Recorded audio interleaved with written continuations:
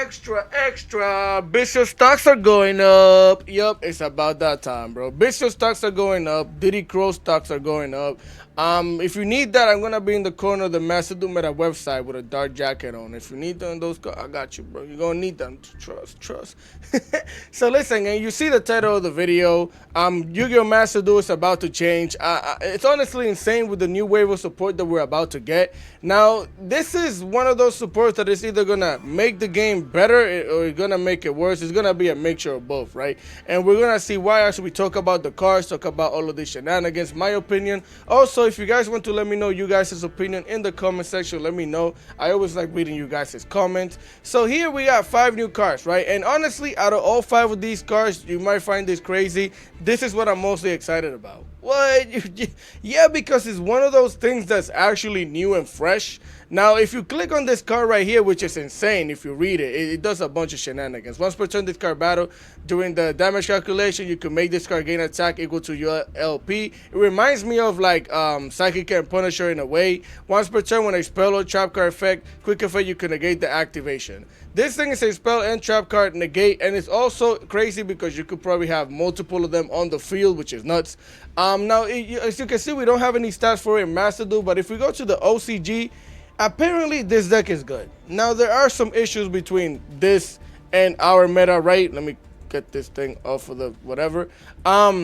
You can see it says top 16 out of 429 players, top 32 out of 330, top 32 out of 875, which are really good numbers, especially for this deck that I thought it was going to be a meme at first. But if you click on it, the only difference is that they have cards that we don't have. Clearly, our metas are different. They have Terraforming 1, which we have banned. It's been clapped for a few months now, if not maybe a year. It's been gone. We don't have it, and the reason why they were playing it anyways is just to search the secret village, which just got clapped in the last ban list as well. Got that thing out of here. Konami was not playing games with it. And then they also have Dimensional Shifter at 3. Now these cards, both of these cards together, are cards that alone can win you games. So now that we know we don't have this and this is limited to 1, I don't know exactly how well this deck will do in Master Duel.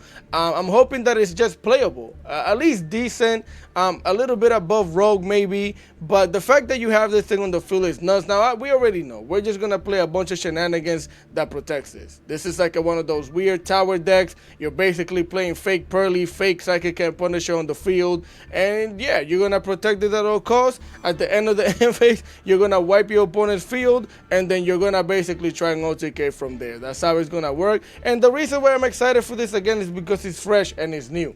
So that's pretty much it on that. If we go back, sorry about that. I think I'm going to have to transition between cards because for some reason this website is hella slow for me. But either way, Fiendsmith and Grave, I'm actually excited about this, but I have a love and hate relationship with the card, mainly because I've been having an issue with Master Duel. We've had about the same, 4 to 5 meta decks or 4 to 5 top tier decks on the ladder, in the game. People only play the shenanigans. We had about Fire King, Snake Eyes, Yubel, Tenpai. Now Branded is back up there. We have the Gimmick Puppets with the 1-turn kill. And all of these extra shenanigans that we have for a little bit. At least the Gimmick Puppet is new, but of course it has to be a turn 1 kill, right? And I've been waiting for Konami to just drop something that's cool, something different, something new that can at least contend against the current meta that we have. So that way we could see kind of like a shift in the game. Because honestly, it gets tiring seeing the same freaking 5 decks in the game all the time. But at least we have 5 and it's not just 1 to 2. So that's a good thing. So the reason why I have a love and hate relationship with this thing is because it's support for all of the top tier decks. It's support for almost anything, but it's support for all of the top tier decks, which is okay. It's fine. It is what it is. I just wanted this. We knew what it was, right? Because we know about it. But I would have liked this to be its own deck. Like something different, something that could contend against the meta. It's not. It is what it is. But also the other issue is that Beatrice is not banned. Konami likes to play games. This is Konami's cycle. They will give you a card. They know that there's some busted toxic shenanigans with it. They're gonna let you play the toxic shenanigans, and after you spend your gems on the toxic shenanigans, they're gonna ban the toxic shenanigans. That's what I'm assuming is gonna happen with Beatrice, because this engine right here makes Beatrice like it's nobody's business. Really easy, no compromise, no nothing. And all you're gonna do is send transactional rollback, send a Mayakasi trap to the graveyard, during your opponent's draw phase, whatever phase, activate that thing, and you already clapped your opponent because they can't play the game. And we're honestly tired of all the toxic stupidity that don't allow you to play the game. The one-turn kills, now this thing right here. And again, I'm pretty sure that they're gonna let you play it, let you craft Beatrice, let you pull for it, whatever you want if you don't have it already. And then they're gonna ban the card, because they don't care about giving you 30 UR does when you already spend the money. It's not like they're giving you the money back. They're just giving you a freaking cyber currency that they don't really care to give you. So that's how that's gonna work. That's why I have a love and hate relationship with this thing. But I'm excited for all of the new crazy shenanigans that we're gonna get to do with like road decks and things like that as well. That's a plus. So that's why I have a love and hate relationship with this card right here. Now the El Seti Azamina of the White Forest. Honestly speaking, this is great, especially for people that have been enjoying, as myself, have been enjoying the White Forest engine. Is honestly really cool, really great. Now, I don't think you're gonna play this at more than 2 copies, maybe 1 to 2, basically because it's more of an extended than it is a starter, because you have to have another White Forest cards. If you could read it during the main phase, you could fusion. No, you can reveal this card in your hand, special summon 1 White Forest or Azamina monster from your hand. So you basically need to have another White Forest or Azamina card in the hand in order to activate this. During your opponent's, during your main phase, you could fusion summon 1 Azamina fusion monster from your extra that used to monster from your hand or field, which is really nice because you already got an extra body on the field. You get to fusion summon, and if this card is sent to the graveyard synchro material, you could add 1 Sinful Spoil card from your deck to your hand. It has 3 really decent effects, but I don't think you're necessarily gonna play this at more than 2 copies. Honestly, 3 just seems like a lot. I think 2 to 1 copies should be okay. So this is really cool. And right next to it, we have the Snake Eyes Doom Dragon, which is basically support for any deck that puts cards in the back row. Like, this is Snake Eyes support, low-key. It's Snake Eyes support and it's Centurion support, because right here it says, must be either fusion summon or special summon by sending 2 face-up monster cards from your spell or traps into the graveyard, which Centurion has no problem doing that. And then Snake Eyes could do that with the field spell, if I'm not mistaken, and with the new big beefy buff popular card that I forget the name of it right now. But yeah, so this is definitely support for those 2 decks. I don't know if there are any ways of playing this. And as a matter of fact, let's click on it real quick. Let's see what the heck the OCG. Nothing here.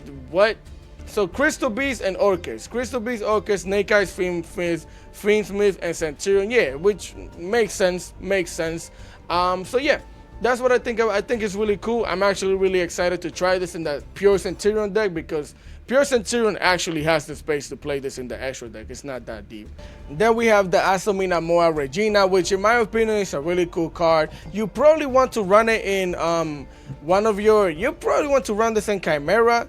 And you're definitely probably going to want to run this in your White Forest deck, because it says you could target 1 illusion monster in your graveyard, save Azamina Moa, special summon it when an Azamina or Sinful Spoils card or effect is activated, save Azamina Moa, quick effect, you could target 2 cards on the field and destroy them, which is really cool because it doesn't specify monster or back row, it's just any card. So it's really nice because you could use it for back row removal if you want to, which a lot of decks don't necessarily have. So it's really nice. And let's see what type of decks are playing this, because I'm pretty sure, yeah, Chimera and then Snake Eyes Fiendsmith. What the heck is that? This is Fiendsmith, White Forest, Snake. This might be something I want to get into. This is nuts. But yeah, you clearly are gonna play this thing here. I think that this pack is honestly great. Now my thing is the Beatrice. The Beatrice is the main thing that's going to be a problem. It's also the fact that the top tier decks now have another way of comboing off, basically baiting out your shenanigans, baiting out your Ash, your Infinite Impermanence, your DD Crows, your Bestials, which are going up in stocks. So it's one of those things where this is going to be good, or we're just going to go into a different toxic meta where we're going to complain about, but we're still going to play the game because that's what we do. And from there, we're just going to move on to the big pack. the structure deck, the Heroes Union cards. It's about that time. Clap it up for the hero players. Clap it up for the hero players one time, because you guys deserve this. Now listen, you guys, I'm gonna say it right now, Merry Christmas for the second time, because you guys are gonna get hella UR from just dismantling all of these shenanigans if you have all of the cards that you needed already, because there's 1,000 ways of playing freaking heroes. Not to mention the fact that they have crazy boss monsters. It's going to be way easier to actually build the deck, because one of the reasons you probably don't see this deck that much is because of how expensive it is, how all the different ways that you could play it, and on top of that, they have a bunch of different monsters like this one that just are cracked. Not to mention that they also have access to one of the most cracked cards in the game that counters almost everything, which is the boy right here. Look at that thing. Look at that thing there, boy. Any card you have sent, any card sent to your opponent's graveyard is banished instead. That's all you need to read. Forget about the rest of the text. This thing right here is gonna clap Fiendsmith, and it's gonna clap any deck that's playing Fiendsmith, because you're not sending anything to the graveyard. It's going to start the BS3 shenanigans, but it's also just, again, I know the floodgates. I'm pretty sure we're going to see this thing out here. So with that being said, shout out to Konami. I think this is a good pack. Honestly, it's just the little toxicity that we're going to get into it that's like, but it's a really good pack. Honestly, I'm surprised they released all of these cards together. It's honestly really nice, because now we get to celebrate. We're going to get a bunch of gems. You're going to get to open your packs. The game is about to have a shift, and it's going to be good. And then we're going to have to deal with Beatrice until it gets banned. That's all it is. So with that being said, I hope you guys enjoyed the content. If you did, please remember to leave a like, share, comment, and subscribe. I would greatly appreciate it. Continue having a great day, and I'm going to see you when the pack drops, because we're wasting money. We're dropping gems, and we're going to get the cards that we need. Konami, respect me. I'm out.